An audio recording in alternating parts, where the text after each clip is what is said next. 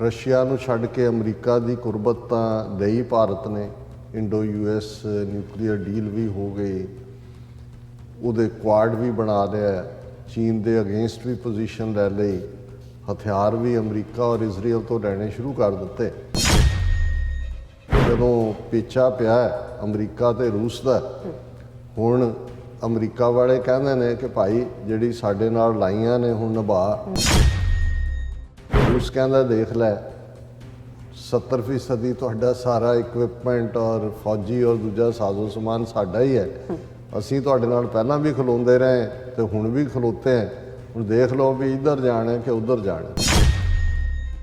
UN security council ਦੀ Thursday ਫਿਰ meeting 6 ਮੁਲਕਾਂ ਨੇ, ਜਿਨ੍ਹਾਂ ਦੇ ਵਿੱਚ ਅਮਰੀਕਾ, UK ਔਰ ਫਰਾਂਸ, ਇਹ ਸਾਰੇ ਹੀ ਸ਼ਾਮਲ ਨੇ। ਉਹਨਾਂ ਨੇ ਕਾਲ ਕੀਤੀ ਹੈ ਤੇ ਭਾਰਤ ਦੀ ਪੋਜੀਸ਼ਨ ਹੁਣ ਹੋਰ ਵੀ ਜਿਹੜੀ ਹੈ ਉਹ ਸਿਕਿਉਰਿਟੀ ਕੌਂਸਲ 'ਚ ਵੀ ਬੈਠਾ ਹੈ।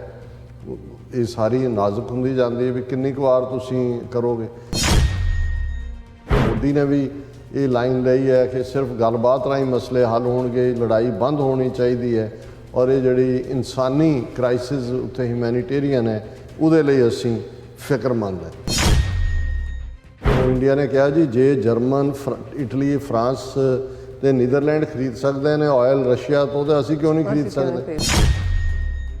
ਯਾਰੀ ਤਾਂ ਪਾ ਲਈ, ਕੁਆਡ ਵੀ ਬਣਾ ਲਿਆ ਆਸਟ੍ਰੇਲੀਆ ਔਰ ਜਾਪਾਨ ਔਰ ਅਮਰੀਕਾ ਔਰ ਦੂਜੇ ਨਾਲ। ਤੇ ਹੁਣ ਜਿਹੜਾ ਪ੍ਰੈਸ਼ਰ ਹੈ, ਇੱਕ ਪਾਸਿਓਂ ਨਹੀਂ ਅਮਰੀਕਾ ਦੀ ਆਪਣੀ ਟੀਮ ਜਾ ਰਹੀ ਹੈ, ਦੂਜੇ ਪਾਸੇ ਆਸਟ੍ਰੇਲੀਆ ਦਾ ਪ੍ਰਾਈਮ ਮਿਨਿਸਟਰ ਮਿਸਟਰ ਮੋਰਿਸਨ ਉਹ ਇੰਡੀਆ ਦੀ ਵਿਜ਼ਿਟ ਤੇ ਜਾ ਰਹੇ ਨੇ।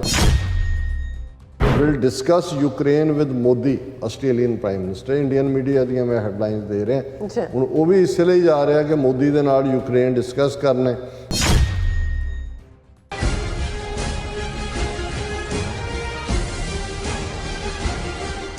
ਦਰਸ਼ਕੋ, ਬ੍ਰੇਕ ਤੋਂ ਬਾਅਦ ਤੁਹਾਡਾ ਸਭ ਦਾ ਭਰਪੂਰ ਸਵਾਗਤ ਹੈ। ਸੋ ਵਿਊਅਰਸ, ਪ੍ਰੋਗਰਾਮ ਨੂੰ ਹੋਰ ਅੱਗੇ ਵਧਾਉਂਦੇ ਹਾਂ। ਅੱਜ ਦੇ ਦੂਸਰੇ ਅਹਿਮ ਇਸ਼ੂ ਦੇ ਨਾਲ, ਉਸ ਦੇ ਵਿੱਚ ਆਪਾਂ ਗੱਲਬਾਤ ਕਰਨ ਜਾ ਰਹੇ ਹਾਂ ਭਾਰਤ ਦੇ ਹਵਾਲੇ ਨਾਲ ਕਿ ਭਾਰਤ ਨੇ ਯੂਕਰੇਨ ਮੁੱਦੇ ਤੇ रूस पक्षी जिहड़ा स्टैंड है वो लिया होया है और अमरीका, यूरोप ते आस्ट्रेलिया वालों भारत ते पूरी तरह दबाव पाया जा रहा है कि रूस दा जिहड़ा आर्थिक बाईकाट करे अते रूस के खिलाफ अमरीकी स्टैंड दी खुल के हमायत करे। सो इस बारे आपां गलबात करन जा रहे हैं। सो असीं चाहांगे कि तुसीं इसे तरह जुड़े रहना।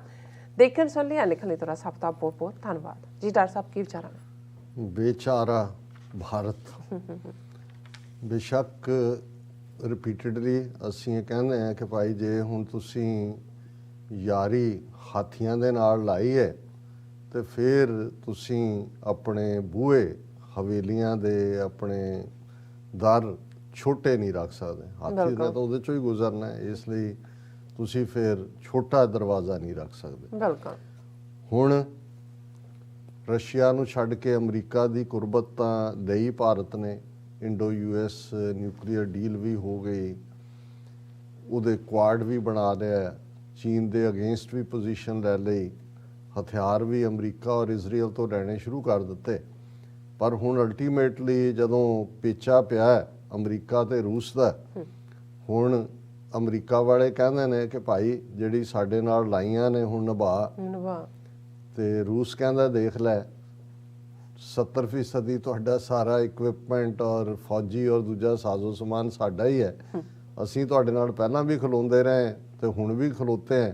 ਹੁਣ ਦੇਖ ਲਓ ਵੀ ਇੱਧਰ ਜਾਣਾ ਕਿ ਉੱਧਰ ਜਾਣਾ। ਪਰ ਇਹਦੇ 'ਚ ਕੋਈ ਸ਼ੱਕ ਨਹੀਂ ਹੈ ਕਿ ਇਸ ਵੇਲੇ ਭਾਰਤ ਦੇ ਉੱਤੇ ਬਹੁਤ ਜ਼ਿਆਦਾ ਦਬਾਅ ਹੈ, ਕਿਉਂਕਿ ਤਿੰਨੋਂ ਹੀ ਮੌਕਿਆਂ ਦੇ ਉੱਤੇ UN general assembly, security council ਔਰ ਹਿਊਮਨ ਰਾਈਟ ਕੌਂਸਲ 'ਚ ਤਾਂ ਐਬਸਟੇਨ ਕੀਤਾ ਹੀ ਹੈ। ਪਰ ਇਹ ਸ਼ਾਇਦ ਭਾਰਤ ਨੂੰ ਵੀ ਇਹ ਲੱਗਦਾ ਹੋਣਾ ਕਿ ਵੀ ਇਹ ਹੋਰ ਹਫ਼ਤਾ 10 ਦਿਨਾਂ 'ਚ ਗੱਲ ਮੁੱਕ ਜਾਂਦੀ ਹੈ, ਤੁਸੀਂ ਕਿੱਥੇ ਖਲੋਤੇ। ਪਰ ਅੱਜ ਜਦੋਂ 22-23 ਦਿਨ ਹੋ ਗਏ ਨੇ ਔਰ ਲਗਾਤਾਰ ਪ੍ਰੈਸ਼ਰ, ਜਿਵੇਂ UN ਸਿਕਿਉਰਿਟੀ ਕੌਂਸਲ ਦੀ ਥਰਸਡੇ ਫਿਰ ਮੀਟਿੰਗ 6 ਮੁਲਕਾਂ ਨੇ, ਜਿਨ੍ਹਾਂ ਦੇ ਵਿੱਚ ਅਮਰੀਕਾ, UK ਔਰ ਫਰਾਂਸ, ਇਹ ਸਾਰੇ ਹੀ ਸ਼ਾਮਲ ਨੇ। ਉਹਨਾਂ ਨੇ ਕਾਲ ਕੀਤੀ ਹੈ ਤੇ ਭਾਰਤ ਦੀ ਪੋਜੀਸ਼ਨ ਹੁਣ ਹੋਰ ਵੀ ਜਿਹੜੀ ਹੈ ਉਹ ਸਿਕਿਉਰਿਟੀ ਕੌਂਸਲ 'ਚ ਵੀ ਬੈਠਾ ਹੈ। ਇਹ ਸਾਰੀ ਨਾਜ਼ੁਕ ਹੁੰਦੀ ਜਾਂਦੀ ਹੈ ਵੀ ਕਿੰਨੀ ਕੁ ਵਾਰ ਤੁਸੀਂ ਕਰੋਗੇ। ਔਰ ਪੂਰਾ ਦਬਾਅ ਅਮਰੀਕਾ ਨੇ ਬਣਾਇਆ ਹੋਇਆ, ਇਕੱਲਾ ਇਸ ਲੈਵਲ 'ਤੇ ਨਹੀਂ। ਕੱਲ੍ਹ ਵੀ ਅਸੀਂ ਜ਼ਿਕਰ ਕੀਤਾ ਸੀ ਕਿ ਕਾਂਗਰਸਮੈਨ ਐਮੀ ਬਹਿਰਾ, ਜਿਹੜਾ ਇੰਡੀਆ ਕਾਕਸ ਦਾ ਮੈਂਬਰ ਵੀ ਹੈ ਸੈਕਰਾਮੈਂਟੋ ਤੋਂ, ਉਹਨੇ ਵੀ ਇੰਡੀਪੈਂਡੈਂਟਲੀ ਸਟੇਟਮੈਂਟ ਦਿੱਤੀ ਸੀ।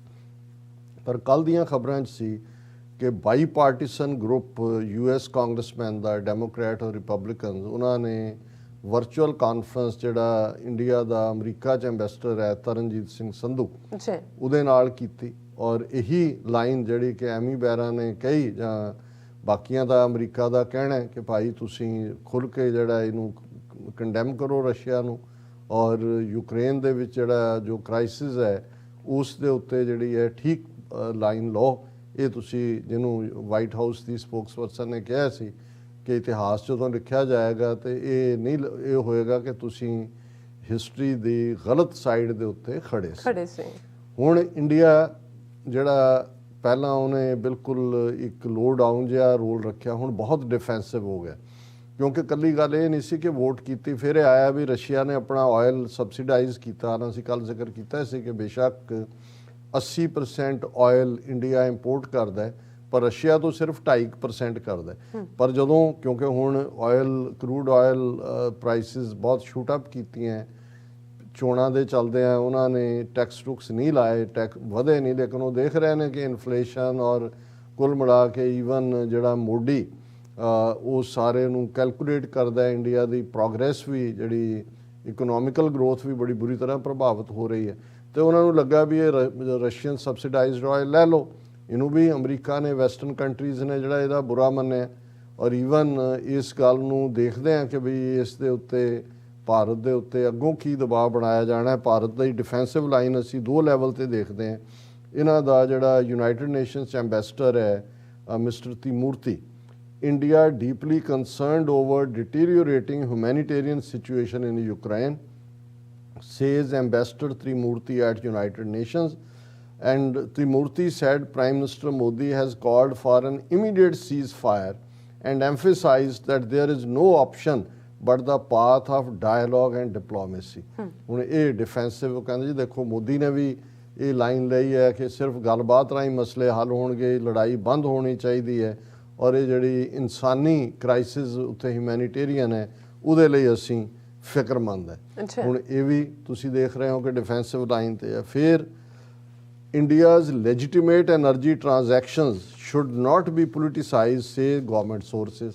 ਹੁਣ ਰਸ਼ੀਅਨ ਆਇਲ ਲੈਂਡ ਤੋਂ ਜਦੋਂ ਕ੍ਰਿਟਿਸਿਜ਼ਮ ਹੋਇਆ ਤੇ ਉਹਨਾਂ ਨੇ ਇਹ ਕਿਹਾ ਇੰਡੀਆ ਨੇ ਕਿ ਜੀ ਇਹ ਸਾਡੀਆਂ ਲੈਜੀਟੀਮੇਟ ਐਨਰਜੀ ਨੀਡਸ ਨੇ, ਅਸੀਂ ਕਿਤੋਂ ਤਾਂ ਪੂਰੀਆਂ ਕਰਨੀਆਂ ਨੇ, ਇਹਨਾਂ ਦਾ ਸਿਆਸੀਕਰਨ ਨਹੀਂ ਹੋਣਾ ਚਾਹੀਦਾ ਕਿ ਤੁਸੀਂ India does import most of its oil requirements, it's met by imports.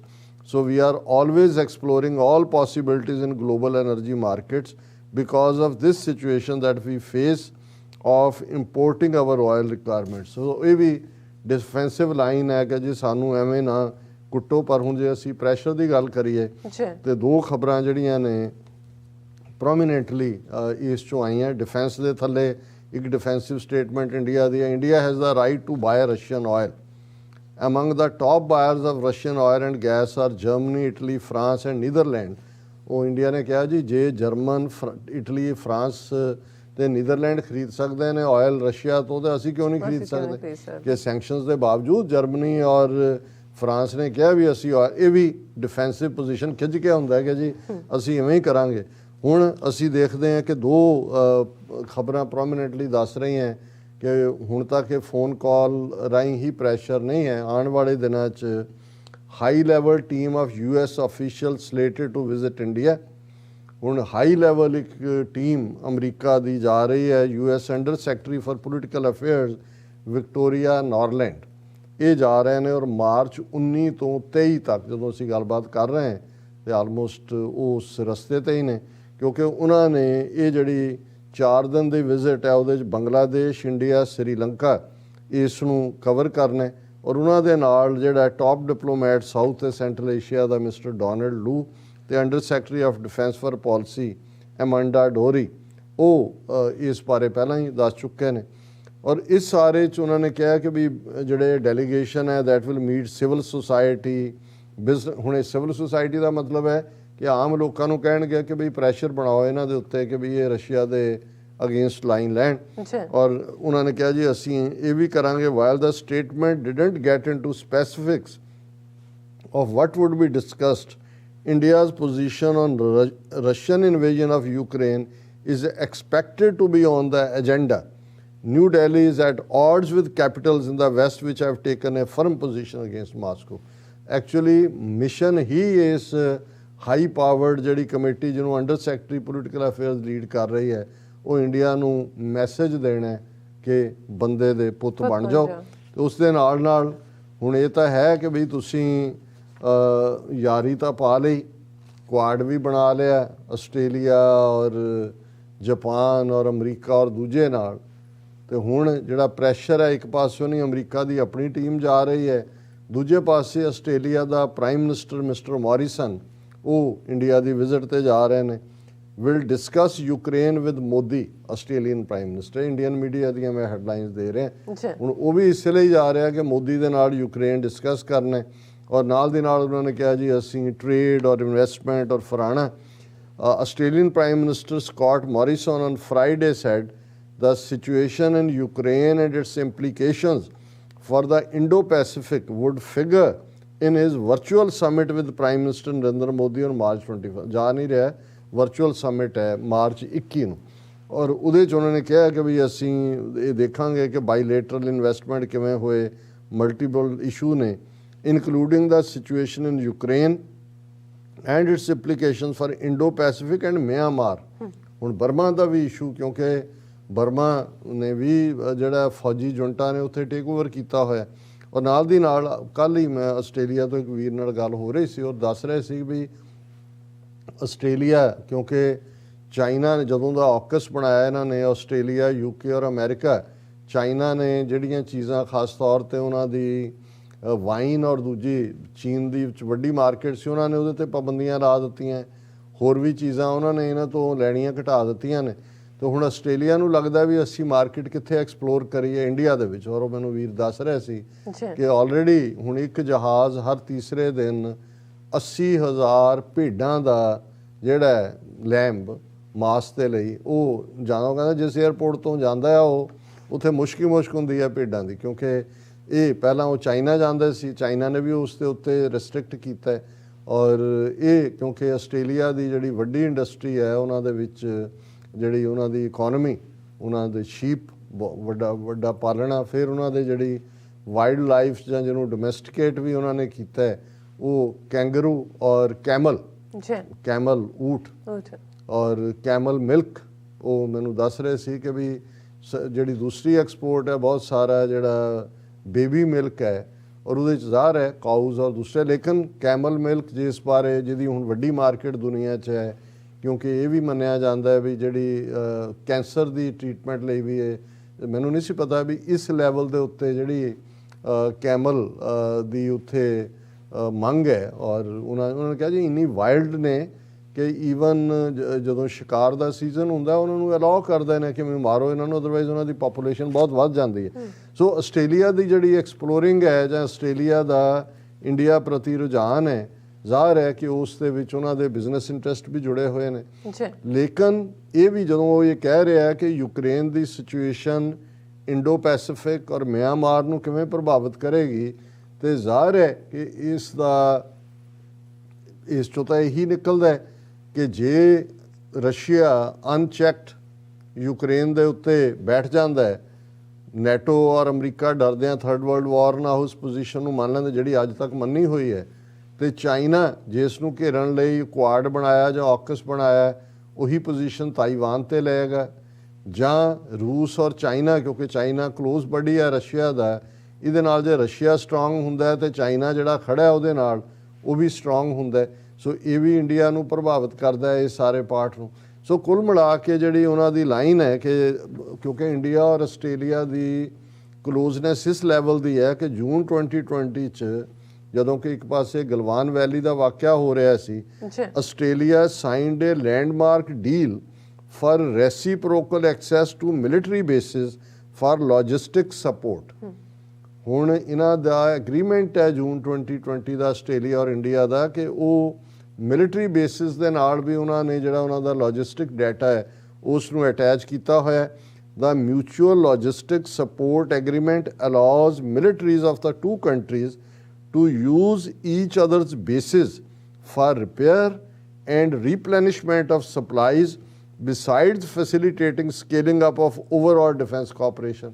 ਮਤਲਬ ਇਹ ਹੈ ਕਿ ਵੀ ਇਹ ਤਾਂ ਜੰਗੀ ਸਮਝੌਤਾ ਹੈ, AUKUS ਤਾਂ ਬਹੁਤ ਅੱਗੇ ਨਿਕਲ ਗਿਆ, ਬਟ ਈਵਨ ਇਹ ਸਮਝੌਤਾ ਵੀ ਜਿਹੜਾ ਜੂਨ 2020 ਵਾਲਾ ਹੈ, ਔਰ ਇਸੇ ਲਈ ਉਹਨਾਂ ਨੇ ਨਵੰਬਰ 2020 ਚ ਫਿਰ ਆਸਟ੍ਰੇਲੀਅਨ ਨੇਵੀ ਨੇ ਮਾਲਾਬਾਰ ਨੇਵਲ ਐਕਸਰਸਾਈਜ਼ਸ ਕੀਤੀਆਂ, ਜਿਹਦੇ 'ਚ ਇੰਡੀਆ ਔਰ US ਸੀ ਔਰ ਜਾਪਾਨ ਦੀਆਂ ਵੀ। ਸੋ ਆਲਰੇਡੀ ਜਿਸ ਹੱਦ ਤੱਕ ਆਸਟ੍ਰੇਲੀਆ ਜਾ ਚੁੱਕਾ ਹੈ ਇੰਡੀਆ ਨਾਲ ਰਿਲੇਸ਼ਨਸ਼ਿਪ 'ਚ, ਉਹਨਾਂ ਦਾ ਵਪਾਰਕ ਇੰਟਰਸਟ ਵੀ ਹੈ, ਪਰ ਇੰਡੀਆ ਨੂੰ ਉਹਨਾਂ ਨੇ ਇਹ ਮੈਸੇਜ ਵੀ ਦਿੱਤਾ ਹੈ ਕਿ ਬਈ ਇਹ ਨਾ ਸਮਝੋ ਕਿ ਯੂਕਰੇਨ ਇੱਕ ਯੂਰਪ 'ਚ ਵਾਪਰ ਰਹੀ ਘਟਨਾ ਹੈ, ਤੁਸੀਂ ਐਬਸਟੇਨ ਕਰ ਲਿਆ ਤੇ ਗੱਲ ਮੁੱਕ ਗਈ। ਇਹਦੇ ਪ੍ਰਭਾਵ ਇੰਡੋ ਪੈਸੀਫਿਕ 'ਚ ਕੀ ਹੋਣਗੇ, ਇਹ ਕਿਵੇਂ ਇਫੈਕਟ ਕਰਨਗੇ, ਔਰ ਜਿਹੜੀ ਅਲਟੀਮੇਟ ਹੋਏਗੀ ਆਸਟ੍ਰੇਲੀਅਨ ਸਕਾਟ ਮੋਰਿਸ ਦੀ ਲਾਈਨ ਉਹੀ ਜੋ ਬਾਈਡਨ ਨੇ ਕਿਹਾ ਜਾਂ ਜੋ ਵਾਈਟ ਹਾਊਸ ਨੇ ਕਿਹਾ ਵੀ ਹੁਣ ਗਲਤ ਸਾਈਡ ਤੇ ਮਤ ਖਲੋਵੋ ਹਿਸਟਰੀ ਦੇ। ਪਰ ਮੋਰਿਸਨ ਨੇ ਇਹ ਵੀ ਕਹਿਣਾ ਕਿ ਹਿਸਟਰੀ ਤੇ ਗਲਤ ਸਾਈਡ ਨਹੀਂ ਹੈ, ਇਹ ਤੁਹਾਡੀ ਧੌਣ ਤੇ ਵੀ ਜਿਹੜਾ ਚੀਨ ਨੇ ਫਿਰ ਗੋਡਾ ਰੱਖਣਾ ਹੈ। ਸੋ ਉਸ ਤੋਂ ਪਹਿਲਾਂ ਕਿ ਭਾਈ ਉਹ ਤੁਹਾਡੀ ਧੌਣ ਦੇ ਜਿਹੜੇ ਨੇ ਉਹ ਮਣਕੇ ਟੁੱਟੇ ਹੋਣ ਤੇ ਸੰਭਲ ਜਾਓ ਔਰ ਠੀਕ ਲਾਈਨ ਲਓ। ਜੀ ਰਾਜ ਸਾਹਿਬ ਤੁਹਾਡਾ ਬਹੁਤ ਬਹੁਤ ਧੰਨਵਾਦ। ਸੋ ਇੱਥੇ ਲੈਣੇ ਬ੍ਰੇਕ। ਵਿਊਅਰਸ ਤੁਸੀਂ ਇਸੇ ਤਰ੍ਹਾਂ ਹੀ ਬਣੇ ਰਹਿਣਾ, ਮਿਲਦੇ ਹਾਂ ਛੋਟੇ ਜਿਹੇ ਬ੍ਰੇਕ ਤੋਂ ਬਾਅਦ।